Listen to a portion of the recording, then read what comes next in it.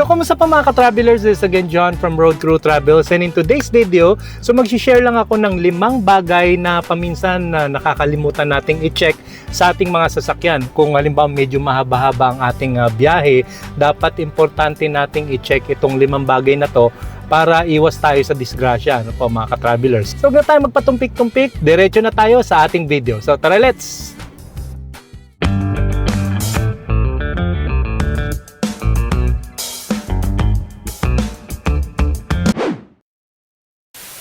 And now back to your regularly scheduled program. At yun nga po mga ka-travelers, nagbabalik na tayo sa ating channel. Kagaya ng sinabi ko kanina, so magbibigay ako ng 5 tips or actually 5 bagay na dapat nating i-check palagi sa ating sasakyan. So para makaiwas tayo sa anumang mga bulilyaso, disgrasya sa kalsada, lalong-lalo na kapag long driving. Okay, dapat paghandaan natin to bago tayo bumiyahe sa ating patutunguhan. Nice. So first stop mga ka-travelers, so importante syempre, ano pa ba? Dapat alamin natin kung gaano nakarami yung gasolina ng ating sasakyan. Madali lang din namang i-check yan mga ka-travelers. So unang-una sa lahat, ito, papakita ko sa inyo. So yun po mga ka-travelers, so dito sa dashboard ng ating sasakyan, makikita natin kung gaano nakarami yung gasolina ng ating sasakyan. Well, sa amin kasi mga ka-travelers, we make sure na laging full tank ito kasi lalo na ngayon, napakamahal na ng presyo ng gasolina. So halimbawa, magbawas man to ng 1 bar or 2 bar, so kailangan gasolinahan na namin agad to. Ayaw na naming dumating pa sa point na kumalahati yan or almost empty na dahil nga sa napakamahal ng presyo ng gasolina ngayon. Okay, ayan o. So full tank siya ngayon. Alright. And another thing mga ka-travelers na wag nating kakalimutan is yung ating radiator. Okay, yan. Actually dito yung ating radiator, ayan. Pero may dinesign si Toyota no kung saan para hindi tayo mapaso dahil nga bakal ito, dito merong isang chamber dito na dinesign si Toyota, yan, plastic yan na matibay.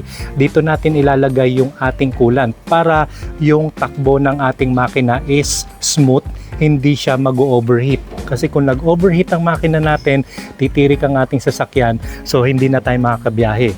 So to do that mga ka-travelers, kailangan meron kayong recommended na coolant na binibigay ni dealership. Ayan, katulad nito. Ito yung recommended na coolant ni Toyota. Ayan, coming from them.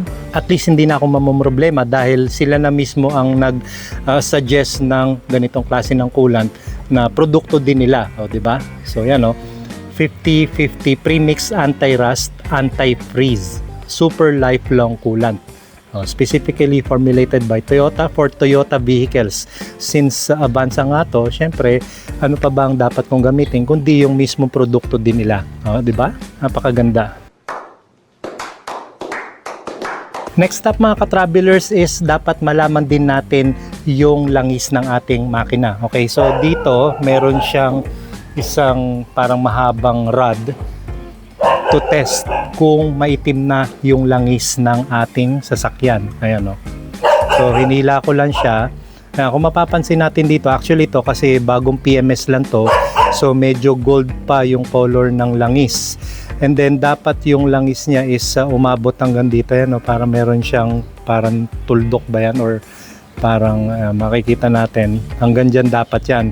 Pero kung medyo yung kanyang langis hindi na umabot yung marker niya hanggang dito, so you might as well put at least additional oil dito sa makina na to. Okay, and then kapag ang indicator ng inyong langis is maitim na siya, hindi na golden yung oil niya, it's time na para ipa-change oil mo yung inyong makina. And with that said mga ka-traveler, syempre kailangan yung langis or oil na gagamitin nyo sa inyong makina is fully synthetic. Again, kagaya neto, recommended dito ni Toyota. Ayan o, diba?